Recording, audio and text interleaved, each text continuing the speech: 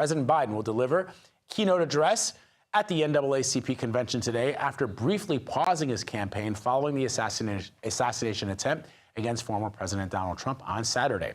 White House correspondent for the Associated Press, Zeke Miller, is joining us now with more on the Biden campaign. So, Zeke, we talked a little earlier with our White House correspondent, Willie James Inman, about how the assassination attempt on the former president would impact how the president is approaching this trip to Nevada and the campaign in general. How might this change the tenor of his campaign without losing what he thinks is important for his supporters to know, which is his record versus the record of the former president and the policies that the former president is suggesting that he would implement should he be reelected?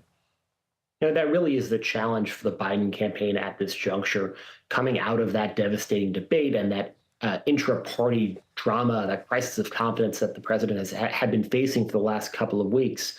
After that debate, you know, the Biden campaign on Friday was looking to reset by getting tougher on former President Donald Trump, and we saw some of that tougher rhetoric from President Biden at a rally on Friday in Detroit, and some interviews that he's given since.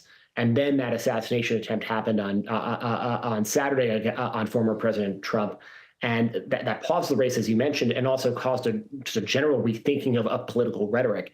And that really is going to be a very tough needle to thread for President Biden and for his campaign, both to appeal for unity and also get tough on former President Trump's policies in such a way that doesn't undercut that. And that will, you know, President Biden has said that he will continue to call former President Trump a threat to democracy. That rhetoric is not going to change, but things like we saw last week at a conversation of donors saying, using the term bullseye, I think we'll see a lot more discipline from President Biden and his campaign about the language that they use, particularly when it comes to something that can be, you know, those violence-tinged metaphors that often find their way into politics.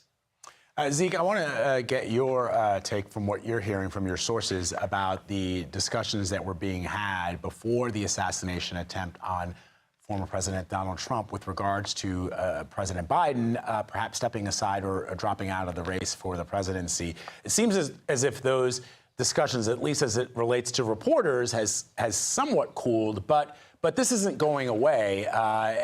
Is that what we're to understand, that these discussions will continue at a time when the party feels it is appropriate, or is that just completely a done deal?